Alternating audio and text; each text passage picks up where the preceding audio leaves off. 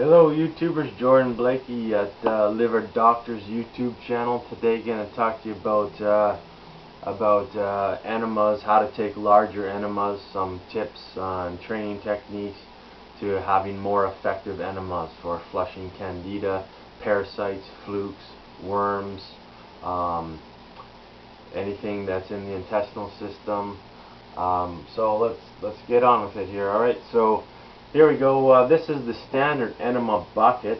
All right, this is what you get. You can buy them at Amazon.com for about $10, around $10. This plastic enema goes up to just before you get to the top. It's 48 ounces. They're actually measured here. It goes 48, 40, 32, 24, 16, and 8 ounces. So generally, most people that are starting out with the enemas do around 24 ounces, which is about half this. And then you work your way up, and you get to 48 ounces here. So if you actually fill this right to the top here, that's 50 ounces. So consider one of these buckets right to the top, 50 ounces, or 1,500 milliliters. So yeah, like I said, you get these for about $10, and these ones here, it also comes with this little hose right here, and this little hose sticks into the bottom right there, sticks into the bottom. That way, the gravity of the water, it funnels out. You put this on the top of your sink in your bathroom, and then you lay down on your right side, and then you insert this into your rectum. But just a little tip here, you actually add a little bit of oil. Coconut oil works really good, other oils, but especially coconut oil. It's a really good lubrication, and stick it in. And then here's the little valve. This is where you open it and close it. So when you open it, the fluid, whatever enemas you're using, whether it's coffee enema for the liver flush, or coffee enema as a liver detox, or for cancer treatment, or you're doing probiotic enemas, or all the amazing other enema recipes I have. If you want to check out some of the enema recipes, just look up at the top screen there. I'll have links to about 4 different enema recipes, 4 or 5 maybe, that I really enjoy, and each video goes into what the ingredients are and what they do for you. So basically, and one little other tip is, if you're doing the coffee enemas, see what you want to do. If you're doing a bunch of coffee enemas, then that strips the nutrients out of your intestines, and also causes it to become a bit acidic, and it can allow for candida, the unfriendly bacteria, to grow faster in the acidic environment.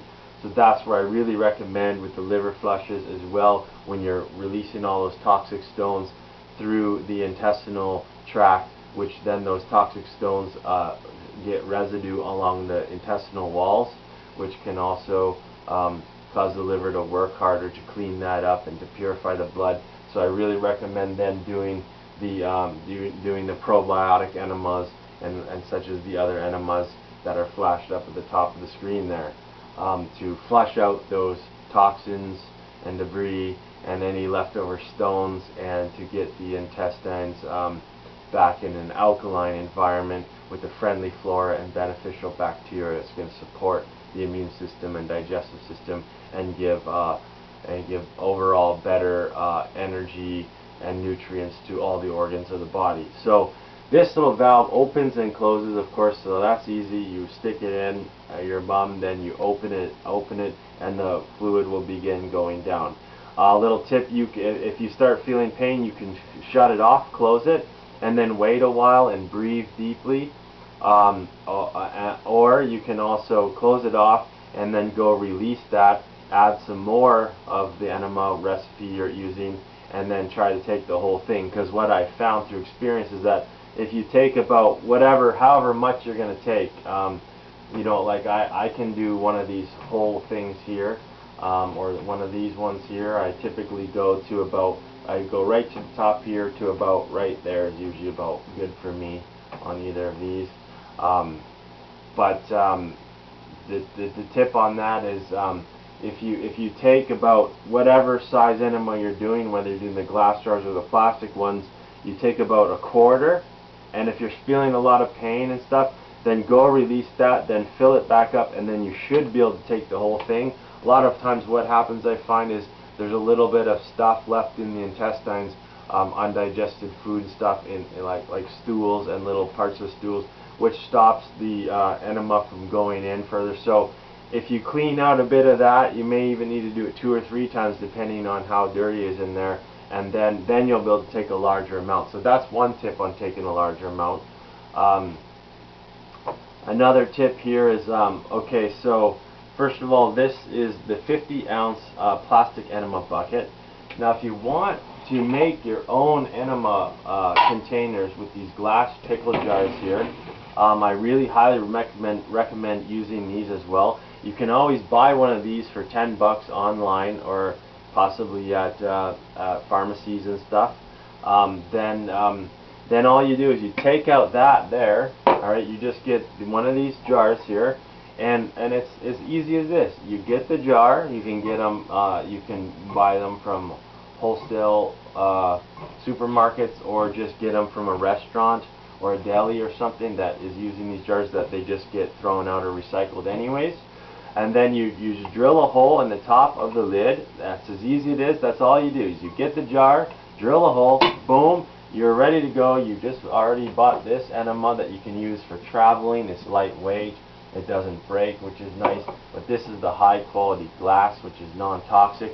And then it's as simple as this: taking that, pulling that out, and boom, placing it into the enema, the glass enema jar, and there you go, boom, you got it. Now the only difference is because this is coming out the top as opposed to the bottom here. If you turn this on now, boom, nothing comes out, right? Even if it's gravity down here. Because why? Because you have to use the siphon principle if you're using these ones. But it's so easy to make your own, and this can then hold a lot more, for sure twice as much as this, at least 100 ounces. We'll actually measure it here so I can see. These are 2 different size glass jars, as you can see from this. One's a little higher and a little thicker. So we're going to measure them here to be exact about it. So what you do is you can either take this end right here and turn on the sink so the water's running, stick the end in the sink, put this at the bottom so the gravity pulls the water through, turn it on, and the water will go through the tube. Then you close it off, and now you'll have water in the tube, which will act then as a gravity siphon for doing this enema in the glass jar. Or you can also do this as well. You can just open it and suck.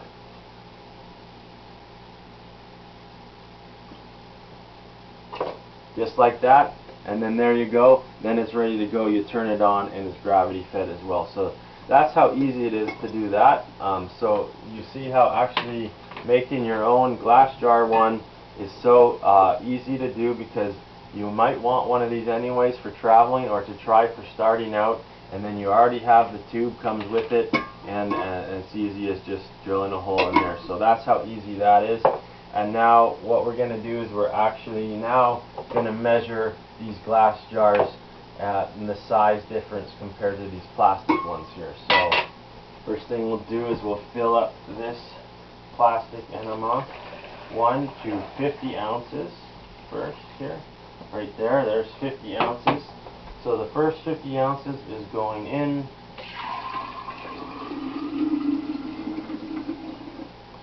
And you can see it's not even half of that smaller glass jar there, which I believe is a 4-liter one. And then here we go, another 50 ounces again there. Second 50 will be at 100 ounces here now. So there's 100 ounces, and we'll just measure the last little bit here. I would say about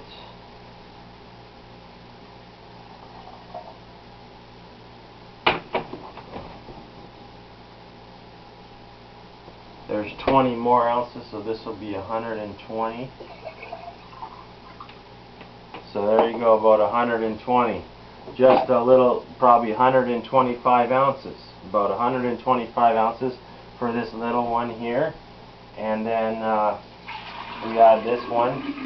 Right now we're at 120. And let me just get a bit more water here.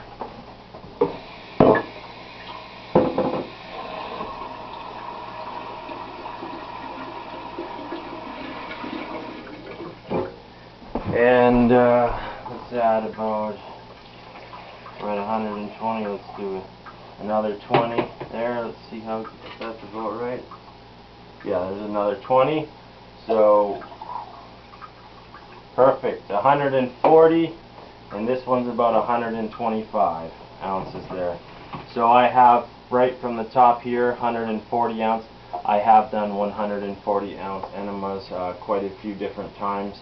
Usually that that usually helps if you have an empty digestive system, either fasting on the master cleanse or just eating liquid diet, maybe some raw soups, or water fasting, or just one meal a day or whatever. That typically then you can get larger enemas as well. But the little thing is also, so once you take your enema, say this much, and you're feeling a little bit of pain and stuff, then go release it, fill it up a bit more, or just take the rest from there, especially if you use these glass jars. The glass jars are completely non-toxic as well. They're easy to clean, and they're simple to make. You can take, of course, the large 140, work your way up, and so the other thing is you want to lay on your right side as you take the enema, and you lay it on your right side. Then you're going to want to breathe nice and deep, because as the liquid's going into your intestines, what'll happen is it'll go in there, and if you haven't done it much, and it'll start going, and you'll start feeling a little bit of pain as it reaches further into the intestines. Now there's the first there's the large intestines, then there's the small intestines, and between the large and small intestine there's a little valve there, the sequel valve, which opens and closes to keep the different bacteria in the small intestine and large intestine, to kind of keep a barrier between the two different intestines with the different bacteria it uses for the digestive process. So if you want to get your enemas further up into the small intestines, the key to that is doing inversions, laying on your back, and then bringing your legs over your head, and moving side to side, massaging your stomach. Then also doing a headstand against the wall in the bathroom door just after you take it. You can put your hands down like this behind your head, and then you use your arms as a tripod on the ground there and go up against the door. And then so that'll bring gravity, and gravity will be pulling it down. And then you want to do stomach pumps, small quick breaths in and out, moving your abdominal muscle. Then you can also, do circular massages both ways, and you can also push in and out like this, and you'll hear some noises moving around, and that's going to help dislodge the candida and bacteria and worms and things, parasites that are in there. And then basically once you've done these amazing techniques for taking larger enemas, then you'll flush out a lot of that candida. It's white and yellow little soft stuff in there that when you release it into the toilet, you'll see this stuff, and that stuff is the bad bacteria, which is causing problems in the digestive system and immune system, and creating a bit of an acidic body, and also making it harder for the liver to be able to purify the blood, detox and purify the blood, because and then so one more little tip here on taking the large enemas is that once you start taking more and more, and you get more confidence, just know that your intestines is not necessarily, unless you have some kind of cancer or something. I mean, it's not gonna like burst open or anything. It's part of your body, and your body's resilient, and it's got its own natural healing. So you can actually build up some pressure, and that's why these enemas are good. And the colonics, the hydrocolon therapists, they actually use even more pressure, and the pressure with the machines going through. But you can do a really good job with these enemas as well, by doing the inversions and the massaging and the pumping and all that stuff. And then so I recommend, once you go and you start feeling a lot of pain and you feel it going further in the intestines, then you can either stop it and keep breathing, or you can just go through the pain. You work through the pain. What I found is when you feel that pain, the tendency is to, oh, I'm going to stop now and then just go and release. Well, the key is really is to keep bringing it in and focus and concentrate and with the confidence that you've been doing, and believe in it and know that you're healing yourself and you're getting further and further in the intestine and cleaning further in there, which is harder to get to and harder to clean, and you're going to feel emotionally much more stable when you release all that toxic candida and stuff. And an emotional body is connected to your intestines, and your emotional body as well as your mental body and spiritual body and physical body. So all parts of yourself in that way, in that regards. And when you're breathing through this pain and it's going further in, what you'll find is a lot of times you'll find then it all of a sudden relaxes and there's no pain, and it went further in, and then you keep pushing the envelope of, you know, how much you can take until eventually you can take the whole 140 ounces almost every time you do it. Now, one more little thing I'm going to talk about is that, you know, for me personally, I found, and I haven't talked to others, I experience what's called, I call the gag reflex, which means once your intestines has filled, you know, quite a bit to the maximum, and you keep pushing that envelope, then you will probably get a gag. You will start to gag, and you may vomit things out, a little bit out. But you want to get to just to the point where you're about to vomit, and you get that gag reflex, and then hold it. Go sit on the toilet, and then do a little bit of pumping like this. But once you get some pumping going, the gag reflex is going again because there's pressure in there, and that to me is really good. The gag reflex means you're going beyond the normal way of the world of you know, eat more and you're getting all your nutrients from all this empty calories and processed food and all this, and you can never get enough of that food. It's always you need more, but you're never nutritionally, you're starved nutritionally. You feel satisfied, like you're not hungry anymore, but you're deprived nutritionally. So when you get this gag reflex stuff and you're cleaning out, the thing is, once you clean out a lot of this candida and stuff, then your body and your mind starts clearing up, and then you start to be able to, your lifestyle changes, choose to eat less food and higher quality, because as you cleanse that out, your body's intuition lets you know what's acceptable to eat and what's not anymore. So as you do get that gag reflex, you're basically gagging all that bad processed food and stuff and cleaning it out, and you're making room for the new good nutritional food. Alright, so if you wanted to watch one more video, I really suggest watching. I made it about the original design of the intestines, which goes back to one simple thing, that the intestines was not meant to be to be processors of vitamins, minerals, nutrients, antioxidants, enzymes, and life force from food, but instead to be manufacturers of its own vitamins, nutrients, minerals, antioxidants, enzymes, and life force. Alright, and that video is amazing. It goes into all the reasons why what the intestines can do, and moving towards breatharianism and living off of prana and living off of life force, and knowing that food is okay to take in, but we know mostly we're only taking in food because it's pleasurable and because you know, it tastes good and we enjoy it. But you know, in reality, we don't really need much food at all, and especially the more you train your mind and body towards that, if you want to, then you'll see. So check out that video, the original design of the intestines. Alright, thanks for watching. I'm Jordan Blaikie here at Liver Doctor's YouTube channel. Thanks. We'll see you next time.